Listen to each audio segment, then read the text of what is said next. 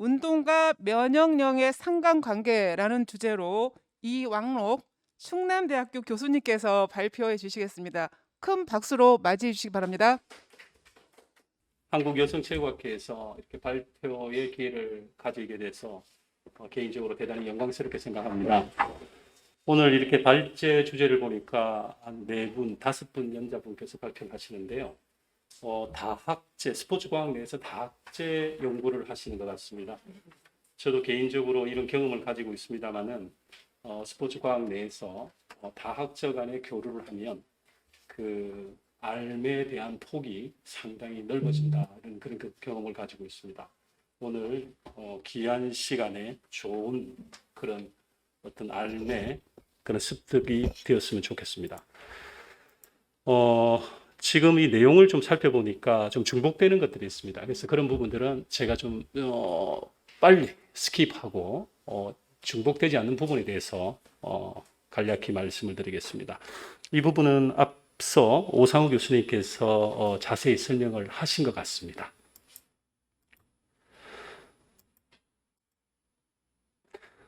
면역 관련해서요, 많은 실험을 합니다만은 최근에는 굉장히 많은 이렇게 편리한 방법들이 많이 있습니다. 그래서 지금 앞선 여러 연자들께서 실험의 결과들을 보여주시고 그러는데요. 통상적으로 면역 관련해서 많이 쓰는 방법 중에 하나가 일라이자라는 방법을 쓰고 있습니다. 실험실에서 조금만 청정 환경 정도가 되면 충분히 할 수가 있고요. 특별한 시설이 없더라도 얼마든지 하실 수 있기 때문에 혹시 운동 면역 관련해서 관심이 있으신 분들은 요즘 시약들이 굉장히 발달되어 있으니까 얼마든지 접근하실 수 있다 이런 말씀 드리고 싶습니다. 이런 장비가 이제 팩스라는 장비인데요. 우리 면역 세포 아까 그림에서 나왔던 그런 세포들을 다 구분할 수가 있습니다. 그래서 크기나 어떤 밀도를 가지고 세포를 구분할 수가 있는데요. 대개 이런 장비는 대형 장비에 속하기 때문에 우리 충남대학교 같은 경우는 공동실습관 이런 데서 쓰고 있습니다. 아마 선생님들께서도 혹시 대학이나 연구소에 근무하시면 한번 확인해 보시면 어지간한 대학 같은 경우에는 갖추고 있을 확률이 높습니다. 그리고 이런 장비는 그 테크니션들이 이 장비를 이렇게 다루고 있기 때문에 연구에 관심이 있으시면은 그렇게 어렵지 않게 접근하실 수 있다. 이런 말씀을 제가 소개해 드리고 싶습니다. 이런 방법으로 이루어집니다. 이 그림도 너무나 알려져 있어서 아마 쇠람은 달았을 것 같습니다. 그래서 이것도 제가 설명을 생략하고 넘어가도록 하겠습니다. 앞선 연자들께서 중복해서 설명을 하신 것 같습니다.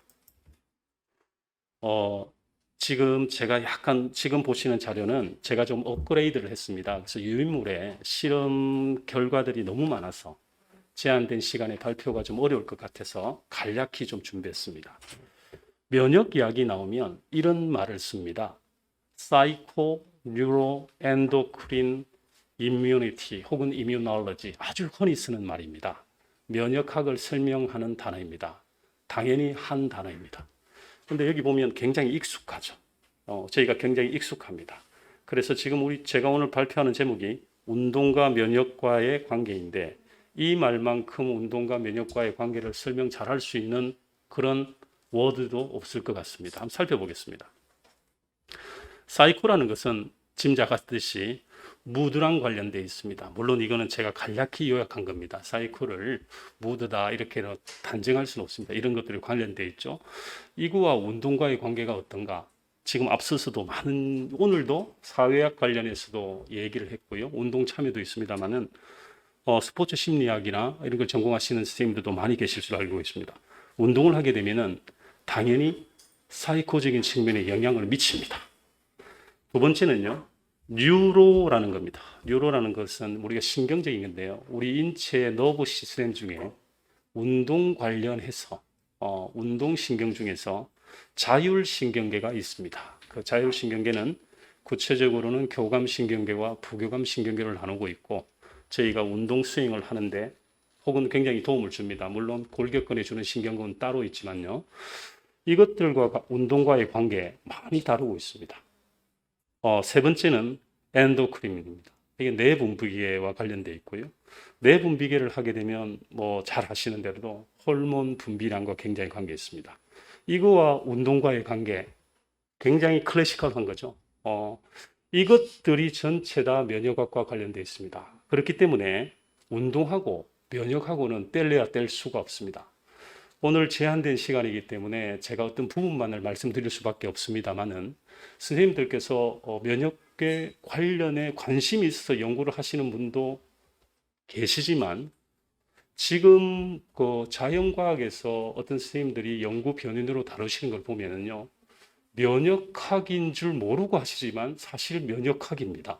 이 면역학이라는 요인이 인체 생리적 기능 변화에 관련 안 된 것이 없습니다. 굉장히 브로드한 것이기 때문에 실제로 운동과 면역 엄청 관련이 깊습니다. 이 부분도 앞선 분의 발표랑 중첩되어 있기 때문에 제가 넘어가도록 하겠습니다. 대신 조금 우리가 쉽게 제가 비유를 한번 들어보겠습니다. innate immunity와 acquired immunity를 좀 설명을 해보면요. innate immunity에 동원되는 세포가 NK 세포 하나뿐만이 아닙니다. 여러 가지가 있지만은 NK 세포는 쉽게 생각하면요. 경찰 같은 것입니다. 그래서 우리 몸에 페트롤 카 같은 것, 그런 것들이 돌아다니면서 뭐 거리에 범죄를 일으키거나 정상적인 사람이 아니면은 뭐 역할을 해야 되겠죠. 그 역할을 NK 세포가 하는 겁니다. T 세포의 경우에도 뭐 작게는 2가지, 크게는 3가지 여러 가지로 나눌 수 있습니다만은 일반적으로 T 해퍼셀과 킬러셀로 구분합니다. T 해퍼셀은 결국 어떤 명령을 하다라는 그런 역할을 합니다. 커맨더의 역할을 한다고 생각하시면 좋겠습니다. T 킬러셀은 뭐냐? NK셀하고 조금 구분해 보면 사실 어쌔신, 자객의 역할을 합니다. 그러니까 특정인을 상징해서 어떤 킬러 역할을 하는 것. 그게 NK세포랑 좀 다르다 할 수 있겠습니다. B셀은요, 잘 아시는 대로 항체를 만드는 데 주요한 세포입니다. 그러면 항체의 역할을 알면 되겠습니다.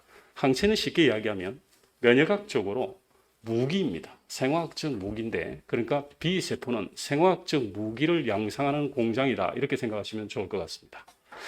그런데 항체를 만드는 데에는 다소 시간이 소요됩니다. 그래서 우리가 innate immunity나 acquired immunity 다 그것이 면역 반응으로서 돌아가지만 항체가 만들어지는 때는 일정한 시간이 소요된다. 그러니까 항체 만들기 전에 innate immunity에서 활동을 잘 할 수 있으면 최고로 좋겠죠. 지금 코비드-19 시대에 살고 있습니다. 여러 가지 어려움도 겪고 있고 또 저도 지내보니까 익숙함도 없잖아 있습니다.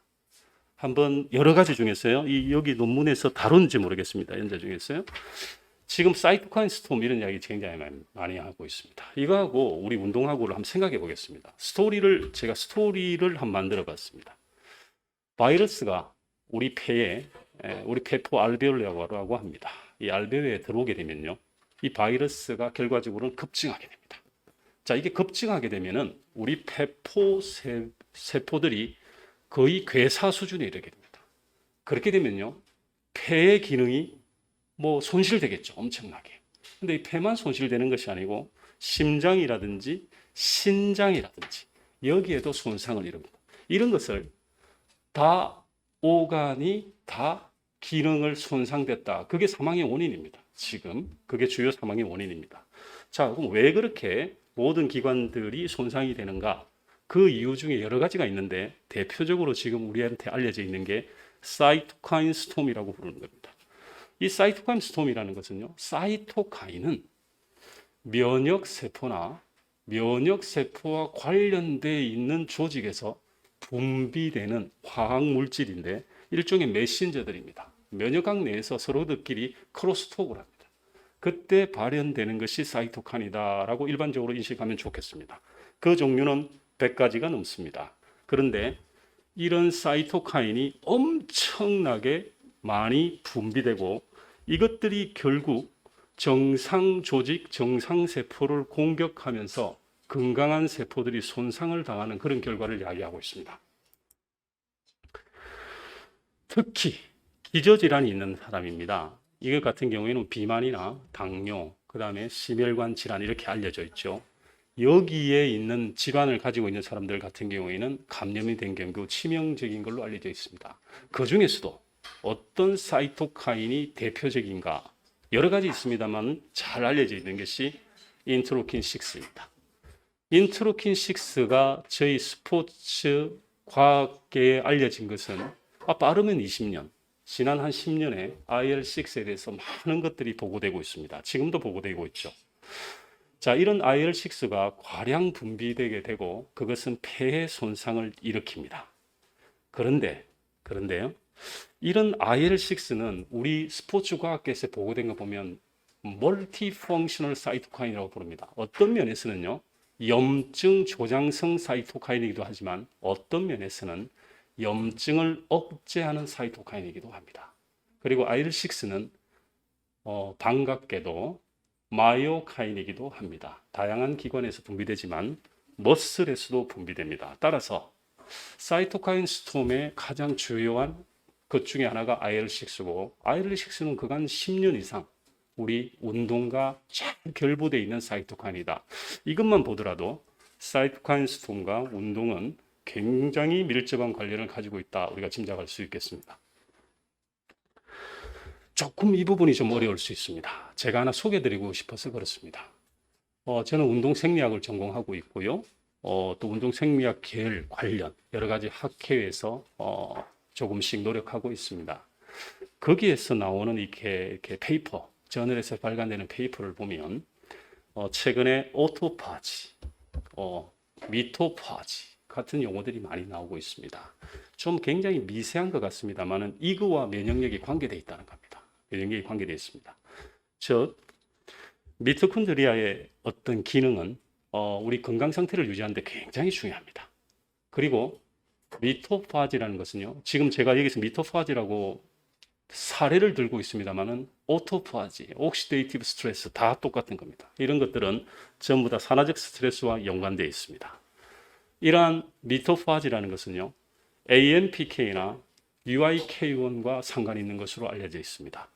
UIK1은 좀 익숙하지 않다 손치더라도 AMPK1은 이거는 운동 대사에서 너무나 많이 본, 패스웨이에서 많이 본 것이 될 겁니다. 그래서 미토 AMPK 자체는 사실은 COX4나 미토파지나 미토피션에 연결되어 있다는 거 하는데요. 다른 건 몰라도 아마 COX4는 잘 아실 것 같습니다. 저희가 산화적 대사에 전자수송계에 들어가면 COX4가 있습니다. 어쨌든 우리는 여기에 대해서 다 여러 가지 익숙하게 알고 있는 거죠. 자, 그러면 미토콘드리아의 어떤 펑션을 증가시킨다 하는 것은 결국은 면역력을 증가시키는 것이다. 이렇게 결부지을 수 있습니다. 그런데 미토콘드리아의 기능을 증가시킨다 하는 것은요. 운동의 형태가 어떠냐. 혹은 제가 여기서 표현할 때는 볼륨이라고 표현했는데 결국 강도와 시간으로 구성할 수 있습니다. 어떤 양의 운동을 하느냐에 따라서 미토콘드리아의 펑션은 달라집니다. 좀 쉽게 이야기하면요. 결국 미토콘드리아의 펑션을 좌우하는 그 중에 어떤 성격을 구명할 수 있는 미토파지라는 것도 건섬유 형태에 따라서 달라집니다. 잘 아시는 대로 건섬유 형태는 fast twitch fiber와 slow twitch fiber가 있습니다. 그렇기 때문에 미토콘드리아의 어떤 density가 어디에 많으냐에 따라서 그런 density가 많은 것을 자극하는 운동이면 미토콘드리아의 펑션은 쉽게 올라갈 수가 있습니다. 상대적으로 비교해서 그렇다는 거죠. 상대적으로 비교해서 그렇습니다. 요 내용은 아시는 분도 있고 아마 모르시는 분도 있을 것 같습니다. 지금 우리 코로나 바이러스 시대에 코로나 바이러스를 낫게 하는 뭔가 핵심적인 요소가 없을까? 그 잘 모르기 때문에 X라고 명명했습니다. 팩터 X라고 명명하고 그럼 팩터 X가 뭘까 궁금하죠. 근데 일본에 야마나카 시냐라고요. 아실 겁니다. IPS 연구소 센터장이고 2012년에 노벨 생리의학상을 받으신 분입니다. 이분이 이걸 팩트 X라는 말을 했고 그걸 우리가 찾아야 된다 이런 말을 했는데요. 지금 가장 유력한 하나의 캔디데이트가 IgA입니다. 이미노글로빈 A라는 항체입니다. 우리 몸에 항체는 크게 5가지 정도의 패밀리로 구성됩니다. A, G, D, E 뭐 이렇게 5가지 정도로 구성되어 있는데요. 그 중에서 이뮤노글로빈 A가 유력한 팩터 XA인가 아닌가 이런 거를 주장하시는 분들이 있습니다. 하나 예를 들어 보겠습니다. 일본에 있는 데이터이기 때문에 그렇습니다. 일본인들과 비교해서 서구인들, 이건 일본인들은 우리나라도 포함될 거라고 생각합니다. 서구인들과 비교해 보면은 IgA가 부족한서 고통을 받는 사람들이 있습니다. 그 IgA deficiency patient 혹은 suffer라고 부르고 있습니다. 이게 서구인들이 우리에 비해서 10배가 많습니다. 이 말은 필요로 할 때, 우리 항체를 생성해야 될 때, 특히 IgA가 생성되지 않는 사람이 있습니다. 그런데 이 IgA가요, 지금 우리 코로나 바이러스의 백신이나 치료제, 이거와 굉장히 상관이 있습니다. 그러니까 우리 아시아인들은 굉장히 유리한 거죠. 이것만으로 봤을 때는 확률적으로. 이 외에도 사실 근거가 있습니다만은 지금 시간 관계 때문에 제가 조금 생략하도록 하겠습니다. 즉, 이러한 항체는 메모리 기능과 러닝 기능을 가지고 있습니다. 그러니까 이것들을 우리가 충분히 공급할 수 있다면 굉장히 좋습니다. 자, 이런 IgA는 특히 어디서 분비되느냐면요. 이하선과 설하선에서 분비됩니다. 이하선이라면 귀 밑이 되고요. 설하선이라면 혀 밑이 됩니다. 지금도 여기 이 발표를 들으시면서 이하선과 설하선을 손으로 자극을 하면 우리 타액이 분비됩니다. 쉽게 분비됩니다. 타액량이 늘어나는 거예요. 자, 그런 것들이 좋은 겁니다. 타액량에 이뮤노글로빈 A가 많이 포함되어 있습니다. 그거는 제가 아까 생략했습니다만 그게 뮤코소 이뮨 라인인 거죠. 우리의 first immune defense 라인인 겁니다. 또 다이어트하고 운동하고 얼마나 상관이 높습니까? 그런 다이어트하고 면역력을 살펴보면요. 하나의 예를 들어보겠습니다. 우리 요거트 건강에 좋다는 거 다 아실 겁니다. 그 요거트 안에는요. 락틱 엑시드 박테리아라는 것들이 함유되어 있습니다. 자, 이거는요. M세포에서 흡수됩니다. 마이크로셀이라고 부르기도 하는데요. 이 M세포에서 분비되고 이 M세포는 잘 들어보신 대로요. 페이어 패치라는 데 존재하고 있습니다. 우리 소장에 있습니다. 우리의 소화기관에 있어요. 자, 이러한 M셀 자체가요. 뭘 하느냐면 면역세포를 자극합니다. 예를 들면 NK세포라든지 매크로파지를 자극하고 이러한 셀들의 액티비티까지 활성화시킵니다. 즉 어느 정도까지 활성화시키느냐면요. 최소 1시간 반 정도 활성화시킨다고 되어 있습니다. 1시간 반이 이게 어떤 의미입니까? 우리 운동을 하고 나면요. 급격한 운동, 과다한 운동을 하고 나면은 면역력이 다소 떨어집니다. 그게 아까 우리가 저희가 봤던 J커브죠. 그것이 보통 2시간에서 운동 종류에 따라서는 7시간까지 면역력이 저하됩니다. 근데 이거 하나 먹고 1시간 반 정도를 지속할 수 있다. 그러니까 보정할 수 있는 거죠. 제가 그냥 단순히 말씀드렸습니다만 그런 부분들을 어느 정도 커버리지 할 수 있다. 이렇게 생각할 수 있지 않습니까? ANS는요, 오토노믹 너브 시스템의 약어입니다. 자, 제가 아까 뉴로하고, 운동하고 굉장히 상관이 있다 그랬는데요. 이런 오토노믹 시스템과 이뮤니티를 상가보면 이렇습니다. 여러 방면이 많이 있습니다만은, 간단하게 말씀드리면요. 교감신경계가 활성화되면, 교감신경이 활성화된다는 것은 우리 운동 중에 심박수가 증가되고 혈압이 증가되고 심장의 펌핑력이 커지고 이걸 잘 아시는 대로 교감신경이 활성화돼야 됩니다. 그래야면 우리 혈액순환이 잘 이루어지죠. 이때 우리 림프절, 림프노드라고 부르는데 임파구가 모여듭니다. 림프노드에 임파구가 모여서 거기서 뭘 하느냐? 교육을 받습니다.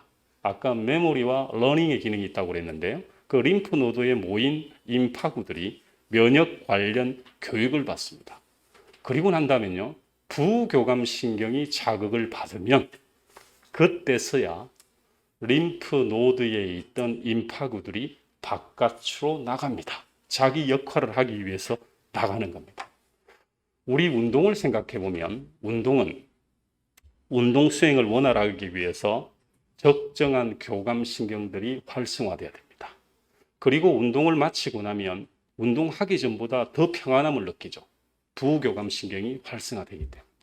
그래서 적절한 양의 운동은 언제나 교감신경계와 부교감신경계의 활성의 균형을 가져오는 그런 장점이 있습니다. 그러면 면역력을 높이는 거에도 두말할 필요가 없습니다. 현대인들이 좀 요즘 부족한 것이 교감신경은 너무 발달되어 있으나 상대적으로 부교감신경들이 발달되어 있지 못합니다. 그래서 우리가 부교감신경을 조금 더 향상시키기 위해서 사용하는 것들 중에 하나가 요가나 호흡법 이런 것들을 사용하지요.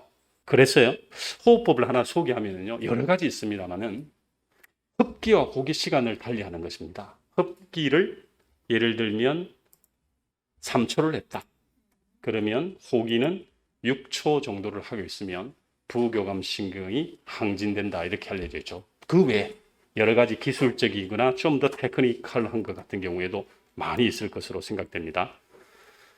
운동 볼륨이라고 한 건요, 강도와 시간을 의미합니다. 결국 운동 시간과 강도와 면역력은 어떻게 상관이 되어 있는가?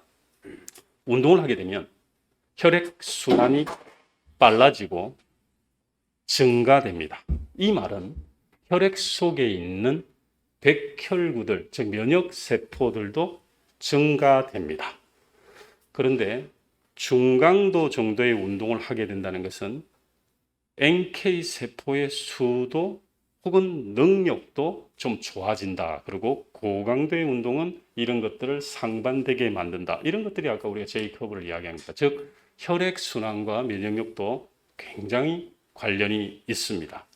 하나에 설명하는 것 중에 여러 가지가 이유가 있죠. 굉장히 급격하거나 과도한 운동을 하고 나면 왜 그런가? 여러 가지 이유가 있습니다만은 아까 제가 말씀드렸듯이 사이코뉴로엔도크린 이뮤니티라고 말씀드렸듯이 그 엔도크린 중에 코티졸이 운동 후에 분비됩니다. 그 코티졸은 지방대사, 단백질대사 이런 것을 촉진하기도 합니다만은 면역력 저하하고도 타임이 비슷합니다. 그래서 우리 스트레스 호르몬 중에서 좀 구별해서 보는 것 중에 하나가 코티졸입니다. 요즘 코로나 시대 때 어떤 운동이 좋을까?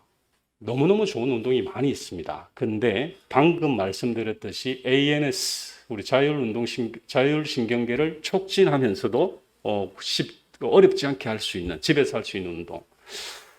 슬로우 에어로빅스라는 운동을 지금 제가 최근에 알았습니다. 슬로우 에어로빅스라는 것은 여러 가지 방법이 있을 것 같고 제가 티칭을 할 수는 없습니다만은 이런 슬로우 에어로빅스가 어떻게 되는가를 봤더니 여러 가지 형태가 있는데 일단 몸을 트위스트합니다. 그러니까 몸을 트위스트를 하고요. 그 다음에 스트레칭으로 구성되어 있고요.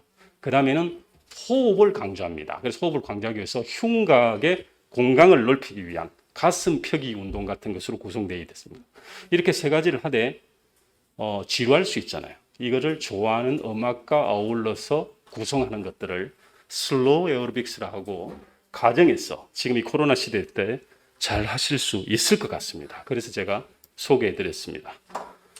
백신 이야기도 여러 가지 소개된 것 같습니다. 제가 간략히 말씀드리겠습니다. 백신이라는 건 우리 면역력을 증강시키는 하나의 트리거의 역할을 합니다. 며칠 전에 파이저나 우리 또 바이오엔텍에서 이렇게 서로 콜라보를 하고 있는 거죠. 그게 백신의 효능성이라고 합니다. 전문적 용어로는 효능성인데 그게 90%를 넘었다 이렇게 했어요. 저도 놀래가지고 제가 뉴욕타임즈라든지 여러 가지를 봤습니다. 란셋이라든지 이런 걸 봤는데요. 이렇습니다. 우리 독감 백신, 지금 저희들이 맞고 있는 독감 백신의 효능성, 이피커시라고 하는데요. 그 60%가 안 됩니다. 그렇지만 우리가 그걸 맞고 있죠. 그런데 지금 코비드-19의 백신이 90%가 넘는다? 어마어마한 거죠. 어마어마한 겁니다. 어마어마한 겁니다. 그런데 그걸 자세히 기사를 읽어보니 44,000명 정도를 대상으로 3상 실험을 하고 있는데 그 중에서 100명이 안 되는 사람의 1차 결과를 리뷰한 겁니다. 물론 블라인드로 받고 그 효과를 타당성이나 뭐 이런 거를 다 하기 위해서 봤는데 그 중에서 그 효과가 90% 정도 짐작된다는 거죠. 그러면 44,000명을 다 했을 경우에는 실제 그 효능성이 얼마인지는 모르겠지만 우선 많은 기대감을 갖게 합니다. 여튼 백신을 만드는 방법은 여러 가지 방법이 있는데 지금 여기에서 파이저나 그리고 바이오엔텍에서 사용하는 방법이 이 방법인 것으로 생각됩니다. 메신저 RNA를 이용해서 백신을 만드는 방법입니다. 여러 가지 복잡한 것은 떠나서 이 방법으로 만들면 스피드 있게 만들 수가 있습니다. 다만 언론에서도 보도가 있죠. 이미 이러한 방법으로 만들어진 백신이 있습니다. 이볼라도 그렇고 HIV 백신입니다. 만들어졌지만 한 번도 테스트를 하지를 못했습니다. 그러니까 지금은 백신의 효능성이 만들어졌지만 이 방법으로 만들어진 걸로 아직 백신 테스트를 한 예는 없다는 겁니다. 그러니까 우리가 좀 좋은 백신이 나왔으면 좋겠습니다. 그리고 앞으로 이거와 같은 뉴스가 많이 있기 때문에 궁금하신 사항들은 좀 보시면 될 것 같습니다.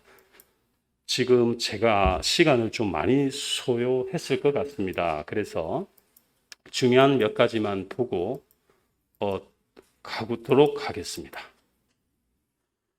그리고 제가 유인물에 있는 자료는 제가 지금 요약한 것보다 사실 더 많이 있습니다. 그래서 지금 미처 설명 못 드린 부분이 있는데 오늘 이게 여성 최고학회 참석하신 여러분들께서 어떤 거에 대해서 궁금하시거나 의문이 있으시거나 질문이 있으시면 개인적으로 저한테 연락해 주시면 제가 충실히 그에 대해서 답변을 드리도록 하겠습니다.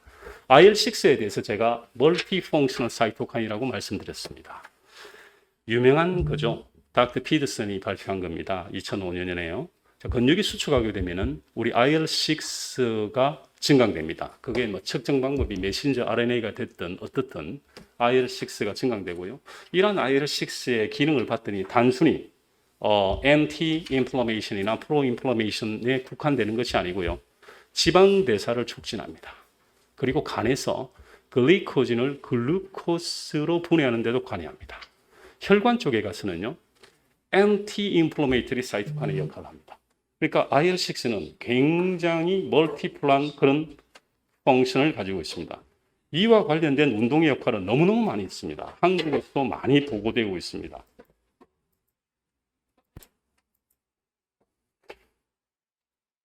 이 문제는요. 제가 무드, 아까 사이코와 관련된 겁니다. 대표적으로 심리학에서 앵거나 fatigue, confusion 이런 걸 측정하시죠. 이게 다운되면 독감 바이러스에 대한 사이토카인 반응이 낮아진다는 이야기입니다. 지금 제가 금년 코로나 바이러스가 우리 여기에 이렇게 굉장히 큰 장애를 줄 때부터 판메드나 다른 걸 이용해서 코로나와 운동과 관련된 페이퍼가 언제 있을까 이런 걸 막 찾아보면 금년 6월까지는 그렇게 페이퍼가 많이 보고되지 못했어요. 근데 이제 이렇게 보면은 리뷰 논문, 그러니까 시스테매틱한 그런 리뷰와 메타 어널리시스를 한 논문조차도 지금 수백 편이 등장하고 있습니다. 그것들을 많은 양을 제가 서칭을 해봤는데요. 결론이 추천하는 바가 크게 다르지 않아요.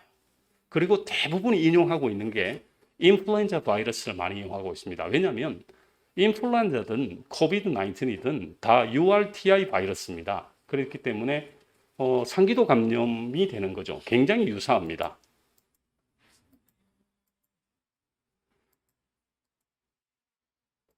제가 시간이 한 5분쯤 남았을까요? 지났습니까? 죄송합니다. 정말 죄송하고요. 지금 발표를 너무 이렇게 보내주셔서 죄송한데요. 제가 조금 중요한 것만 말씀드리겠습니다. 독감 바이러스의 노인들이죠. 우리 노인들이 굉장히 사망률이 높지 않습니까? 코로나 바이러스를 걸리면 그건 주지의 사실인데 독감 바이러스를 넣어주고 백신을 맞고 이런 노인분들에게서 어떤 면역력 효과가 있는가를 보면요. 요게 좀 H1N1 그 다음에 H3N2B 이렇게 있습니다. 우리 독감 바이러스는 병원에 가시면 뭐 3상을 맞을 거냐 4상을 뭐 이렇게 묻지 않습니까? 그게 뭐냐면 바이러스 종류의 숫자를 이야기하고 있습니다. 숫자를 이야기하고 있는데 통상적으로 3개 이상이 혼합되어 있어요. 근데 보면 H1N1이나 H3N2 같은 경우에는 운동을 한 사람들이 하지 않은 사람들에서 굉장히 면역 효과가 높습니다. 근데 이쪽 B 같은 경우를 보면은 효과가 유의하게 높지 않아요. 결론적으로 말씀드리면요. 우리가 약간 메모리 되어 있는 기능, 이런 기능에서는 굉장히 효과를 면역 반응을 잘합니다. 그런데 그런 메모리 기능이 좀 되어 있지 않는 그런 데서는 좀 익숙한 반응을 보이지 못합니다. 코로나 바이러스가 지금 그래서 그렇습니다. 근데 조금만 시간이 지나면 아마 면역 반응이 더 수월하게 나타나겠죠. 그리고 언젠가는 이 코로나 바이러스하고 이 체력 수준하고 관련된 것들이 곧 나올 거라 생각이 듭니다. 왜냐하면 독감의 어떤 그 이렇게 감염되느냐, 감염되지 않느냐와 체력 수준과의 연구는 2000년 이래로 풍부하게 나오고 있습니다. 그래서 이것도 우리 코로나 바이러스도 체력 수준이 어떠냐에 따라서 운동을 얼만큼 규칙적으로 잘 해왔느냐에 따라서 그게 물론 체력 수준을 변화시키겠죠. 그런 것들에 따라서 무증상자, 유증상자부터 시작해서 많은 것들이 밝혀질 거라고 생각합니다. 제가 좀 발표 시간을 너무 했기 때문에 지금 이 나머지 부분은 유인물로 좀 대처해 주시면 좋겠고요. 제가 마지막 슬라이드만 하나 보여드리겠습니다. 이 슬라이드를 제가 마지막으로 했으면 좋겠습니다. 닥터 데이빗 니만이라고요. 운동 면역학계의 거장이십니다. 그분이 리뷰지에 최신에 소개한 겁니다. 아주 저희들이 익숙한 겁니다. 신체 활동이 부족하거나 비만하거나 대사성 질환을 가지고 있거나 노화가 되고 있으면 면역력이 저하된다는 거죠. 이거는 감염률을 높인다는 겁니다. 즉, 그 감염에 대한 자기 방어력이 저하된다는 이야기죠. 어떻게 할 거냐? 어떻게 할 거냐? 이게 답입니다. 결국 감염에 대한 방어력을 증강시키기 위해서는 주당 150에서 300분의 신체 활동을 해야 된다. 150에서 300이 정말 많이 본 숫자지 않겠습니까? 고강도일 땐 150분을 하고 중강 때는 300분을 하라. 이것도 아마 세람은 달았을 것 같습니다. 굉장히 익숙한 거죠. 그러니까 이렇게 어지럽지만 운동이 결국 뭘 해줄 거냐, 뭘 해주면 제일 좋겠느냐 할 때 이렇게 공부해 주는 겁니다. 자, 저항성 운동은 하면 안 되느냐 그런 이야기 아닙니다.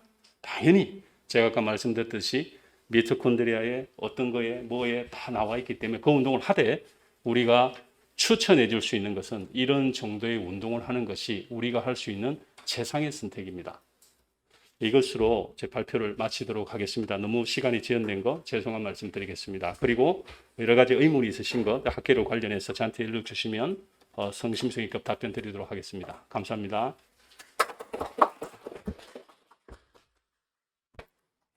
네. 충분한 시간을 더 드리면 좋겠지만 죄송합니다. 좋은 발표 또 열정적으로 그 발제를 해주시는 우리 이왕록 교수님께 다시 한번 큰 박수 부탁드립니다.